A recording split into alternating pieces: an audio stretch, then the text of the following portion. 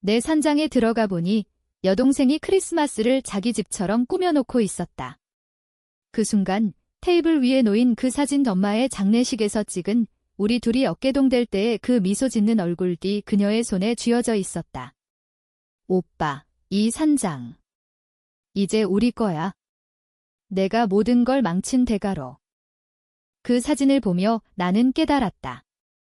10년 전 그녀가 범한 그 범죄를 내가 대신 짊어진 그날부터 내 삶은 이미 끝나 있었다. 이제 그녀는 내 유일한 피난처마저 빼앗으려 하고 있었다. 복수가 시작되는 이 크리스마스, 나는 그녀의 행복을 산산조각 내기로 맹세했다. 하지만 그 복수가 나를 더 깊은 지옥으로 끌어들일 줄은 그때는 몰랐다. 산장은 강원도의 깊은 산속에 있었다. 서울의 번잡함에서 도망치기 위해 5년 전 사들인 이곳은 나에게 유일한 안식처였다. 매년 겨울, 눈보라가 몰아칠 때면 나는 여기로 올라와 불을 피우고 고독을 즐겼다. 크리스마스. 그런 건 사치였다. 가족을 잃은 후로 그 단어는 나에게 독이 될 뿐이었다. 오늘은 12월 24일 크리스마스 이브. 서울에서 긴 회의를 마치고 차를 몰아 올라오는 길, 라디오에서 흘러나오는 트로트 노래가 유일한 동반자였다. 사랑은 왜 이렇게 아픈 걸까? 가사가 가슴을 파고들었다. 나는 라디오를 껐다. 생각하지 않으려 애썼다. 그날의 기억을. 산장 문 앞에 도착했을 때 이상한 기운이 느껴졌다. 평소라면 고요한 눈 쌓인 마당이 이제 환한 불빛으로 물들어 있었다. 창문 너머로 보이는 실루엣들 웃음소리, 음악, 그리고 크리스마스 트리. 내 산장에. 나는 문을 열었다. 문이 삐거덕 소리를 내며 열리자 따뜻한 공기와 함께 피어트리의 향기가 코를 찔렀다. 오빠, 여동생 지은이 소리쳤다. 그녀는 빨간 에이프런을 두르고 오븐에서 빵을 꺼내고 있었다. 테이블에는 선물 상자들이 쌓여 있고 벽에는 깜빡이는 전등이 걸려 있었다. 그녀의 남편, 민준, 과 아이들까지 전부 여기 있었다. 마치 이곳이 그들의 집인 양. 이게 무슨 일이야, 지은아, 내 목소리가 떨렸다. 그녀는 웃으며 다가왔다. 오빠 산장 비어 있잖아. 크리스마스에 가족끼리 모이려고. 엄마 생각도 나고. 오랜만에 그녀의 눈빛이 스쳤다. 그 안에는 죄책감이, 아니, 오만이 숨어 있었다. 나는 방으로 들어가 짐을 풀었다. 마음이 어지러웠다. 지은이는 항상 이렇게였다. 어렸을 때부터 그녀는 나의 그림자 속에서 빛을 훔쳐갔다. 엄마가 돌아가신 후 그녀는 서울로 나가 결혼하고 나는 이 산장에서 홀로 썩어갔다. 하지만 오늘 이 장면은 달랐다. 테이블 위에 놓인 그 사진. 엄마의 장례식 사진. 왜 여기 있는 거지? 밤이 깊어지자 파티가 시작됐다. 민준이가 와인을 따르고 아이들이 선물을 뜯었다. 나는 구석에 앉아 그들을 지켜봤다. 지은이가 내게 다가와 속삭였다. 오빠, 미안해. 갑자기 와서. 그런데 이 산장 팔 생각 없어? 서울로 내려와서 우리랑 같이 살아. 내가 혼자 이렇게 사는 거 안쓰러워. 그녀의 손이 내 어깨를 스쳤다. 그 손길이 10년 전 그날의 추억을 불러일으켰다.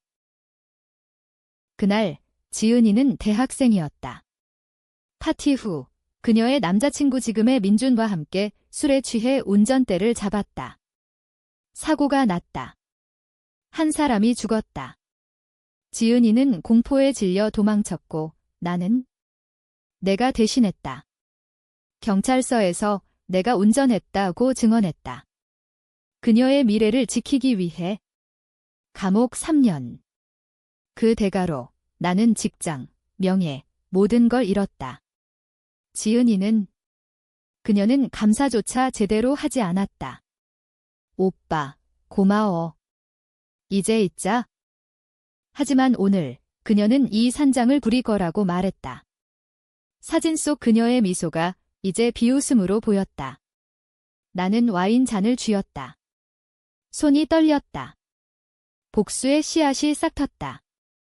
이 크리스마스 그녀의 행복을 빼앗아야 했다. 파티가 무르익을 무렵 나는 핑계를 대고 밖으로 나왔다. 눈이 쏟아지는 마당에서 나는 휴대폰을 꺼냈다. 오래된 연락처 경찰서의 옛 동료. 얘야, 그 사고 기록. 아직 보관돼 있나? 목소리가 낮게 가라앉았다. 그는 웃었다. 왜, 이제야 후회하나? 지은이 그 여자 잘 사나 봐. 나는 눈을 감았다. 후회. 아니, 분노였다. 그녀가 내 삶을 훔쳤듯 이제 내가 그녀의 삶을 훔칠 차례였다. 산장 안으로 돌아가며 나는 결심했다. 단계적으로. 먼저 그녀의 비밀을 파헤친다. 그 다음 민준의 약점을. 마지막으로 이 가족의 크리스마스를 영원한 악몽으로 만든다. 다음 날 아침 눈이 그친 산장은 고요했다. 하지만 내 마음은 폭풍이었다. 지은이 가족은 늦잠을 자고 있었고 나는 부엌에서 커피를 끓이며 계획을 세웠다. 첫 번째 단계, 증거 수집. 산장 지하실에 내 오래된 노트북이 있었다. 사고 당시의 기록, 이메일, 사진 모두 보관해 둔 것들. 그녀가 부탁한 대로 불태워 버리지 않은 유일한 증거. 노트북을 켜자 먼지 쌓인 파일이 떴다. 지은 사고 2015분. 열어보니 병원 CCTV 영상 클립. 지은이가 민준의 차에서 비틀거리며 내리는 장면? 그녀의 얼굴, 공포로 일그러진. 오빠, 제발. 내가 운전한 거라고 하지 마. 나 대학생이야. 미래가 그녀의 울음소리가 아직도 귓가에 맴돌았다.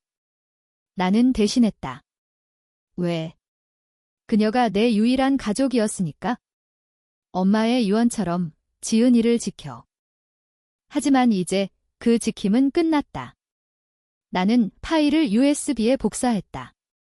다음, 민준의 약점. 그는 은행원이었다.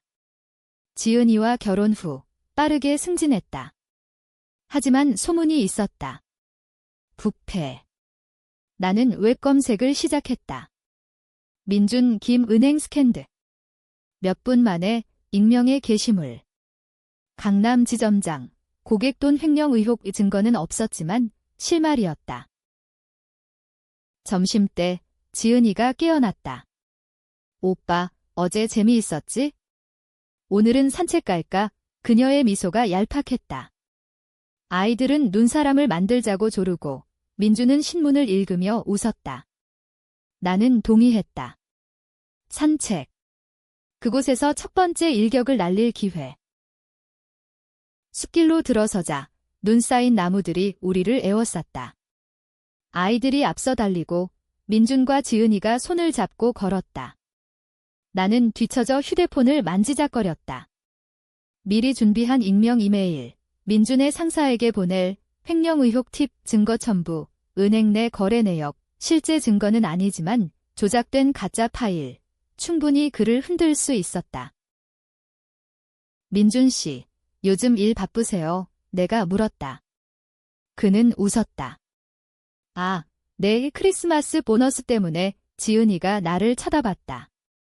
오빠, 민준이 일 열심히 해. 우리 가족 먹여 살리잖아. 그 말에 내 속이 끓었다. 가족. 그녀의 가족은 내 희생 위에 세워진 거짓이었다. 산책 중 나는 슬쩍 휴대폰을 꺼내 이메일을 보냈다. 발신, 익명. 제목, 지점장 김민준 횡령 증거. 지은이가 물었다. 오빠, 뭐 해? 아, 그냥 일 매일. 나는 웃었다. 그녀의 눈에 의심이 스쳤다.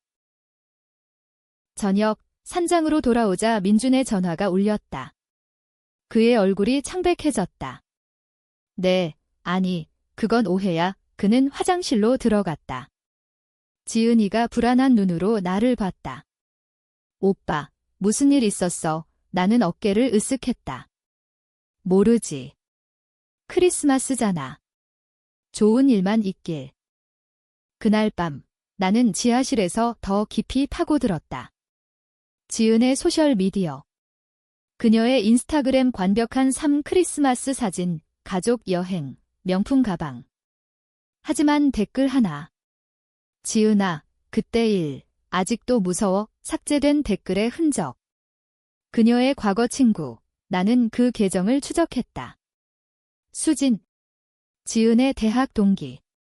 연락처를 찾았다. 새벽 2시, 나는 수진에게 전화했다. 지은이에 대해 물어봐요. 2015년 사고, 그녀의 목소리가 떨렸다. 당신. 그 오빠. 지은이가 말했어요. 그녀가 운전했대요. 그런데 당신이 대신했대요. 왜요? 나는 웃었다. 사랑 때문이죠. 하지만 이제 진실을 알릴 거예요. 복수의 두 번째 단계. 수진에게 사고 영상을 보냈다. 이걸 경찰에 제보해주세요. 익명으로. 그녀는 망설였다. 지은이가 파괴될 거예요. 이미 파괴됐어요. 내 삶이. 크리스마스 당일, 산장은 축제 분위기였다. 하지만 공기 중에 긴장감이 맴돌았다. 민주는 아침부터 전화가 끊이지 않았다. 조사. 그게 무슨 일? 그의 목소리가 문 밖으로 새어나왔다. 지은이는 불안하게 요리를 했다. 아이들은 눈치채지 못하고 장난감을 가지고 놀았다. 나는 차를 마시며 지켜봤다. 세 번째 단계, 가족 분열. 지은의 비밀을 그녀 스스로 드러내게 한다. 테이블에 그 사진을 다시 올려놓았다. 엄마의 장례식 사진. 지은아, 이 사진 봤어? 엄마가 우리한테 뭐라고 했는지 기억나? 그녀가 멈칫했다. 오빠. 갑자기 왜? 엄마는 내가 항상 나보다 소중하다고 했어. 내 미래를 지키라고. 내 목소리가 낮아졌다. 민준이 다가왔다. 무슨 소리예요? 무슨 미래? 지은의 얼굴이 창백해졌다. 아무것도 아니에요, 여보. 오빠가 취했나 봐. 하지만 나는 멈추지 않았다. 민준 씨, 지은이가 대학 때 사고 났던 거 알아? 그녀가 운전했는데 내가 대신 감옥 갔어. 말이 튀어나왔다. 순간 방이 얼어붙었다. 아이들이 고개를 들었고 지은이가 소리쳤다. 오빠. 그만해. 그건 과거야. 민준의 눈이 커졌다. 뭐? 지은아, 진짜야. 그녀가 울었다. 여보, 오빠가 나 대신한 거 맞아. 하지만 난 몰랐어. 미안해. 거짓말. 그녀는 알았다. 모든 걸. 민준이 나를 노려봤다. 당신 때문에? 내 아내가 범죄자라고. 그는 주먹을 쥐었다. 나는 웃었다. 아니, 그녀 때문이야. 그녀가 나를 배신했으니까 애싸움이 시작됐다. 민준이 나를 밀쳤고 나는 테이블을 넘어뜨렸다. 선물 상자들이 바닥에 떨어졌다. 아이들이 울었다. 지은이가 끼어들었다. 그만. 오빠, 왜 이제야? 10년 동안 왜 참았어? 나는 그녀를 똑바로 봤다. 내가 내 산장을 훔치려 해서. 이곳은 내 거야. 내 행복의 일부가 아니야. 그녀의 눈에 눈물이 고였다. 오빠. 나도 아팠어. 엄마 죽고 사고 후로. 나 혼자서 버텼어. 하지만 나는 동정하지 않았다. 그날 오후 수진의 제보가 뉴스에 나왔다. 10년 전 치명적 교통사고, 증인 증언 번복. 지은의 이름이 언급됐다. 민준의 전화가 다시 울렸다. 당신들. 다 끝났어. 그는 짐을 챙겼다. 지은이가 내게 다가왔다. 오빠, 이게 내 복수야? 우리 가족을 부숴. 나는 고개를 끄덕였다. 내가 먼저 시작했어? 산장을 내 집처럼 꾸민 순간부터 그녀가 속삭였다. 하지만 오빠, 그 사고. 내가 운전한 게 아니야? 민준이었어. 내가 숨겼어. 충격. 트위스트의 시작. 민준이 운전자였다. 지은이가 왜 나한테 대신 부탁한 거지? 그녀의 눈빛이 변했다. 오빠, 민준을 믿지 마. 그는 더 나빠. 민준이 떠난 후 산장은 폐허 같았다. 아이들은 울다 지쳐 잠들었고 지은이는 소파에 웅크리고 앉아 있었다. 나는 그녀 옆에 앉았다. 설명해. 민준이 운전했다면 왜 나한테? 그녀가 한숨을 쉬었다. 민준이, 그때 이미 횡령 시작했어. 잡히면 끝장이야. 내가 오빠한테 부탁한 거 미안해. 하지만 오빠가 강했으니까? 강했다. 나는 웃었다. 강한 게 아니라 바보였지. 그녀가 내 손을 잡았다. 오빠, 이제 그만해. 민준 돌아올 거야. 우리 다시 시작하자. 하지만 내 마음은 이미 변했다. 민준의 비밀, 횡령기 더 깊었다. 나는 은행 내 거래 기록을 해킹하려 했다. 불법. 물론. 하지만 복수는 그런 법을 무시한다. 밤늦게 나는 노트북으로 은행 포털에 접근했다. 옛 지인에게 물어본 패스워드. 민준의 계좌. 거기 있었다. 수억 원의 이체. 고객 돈, 증거 사진을 찍었다. 다음 날 익명으로 금융감독원에 보냈다. 김민준 지점장, 횡령 증거 첨부. 아침, 민준이 돌아왔다. 얼굴이 일그러진 채, 지은아, 이게 뭐야? 내 일파탄 났어. 그는 나를 가리켰다. 당신 지디지. 그 사고 제보, 그리고 이 횡령, 지은이가 놀랐다. 횡령. 여보, 진짜야? 민준이 포효했다. 모르는 척. 내가 알면서도. 또 다른 트위스트. 지은이가 알았다. 그녀가 민준의 횡령을 은폐한 거였다. 지은아, 내가. 왜? 그녀가 무너졌다. 아이들 때문이야. 오빠, 나도 희생했어. 내 감옥 생활만큼. 싸움은 격렬해졌다. 민준이 나를 때렸고 나는 그를 밀쳤다. 산장 문이 부서질 듯 흔들렸다. 아이들이 깨서 울었다. 아빠, 엄마, 그 순간 나는 멈췄다. 이 복수가 아이들을 해치는 건가?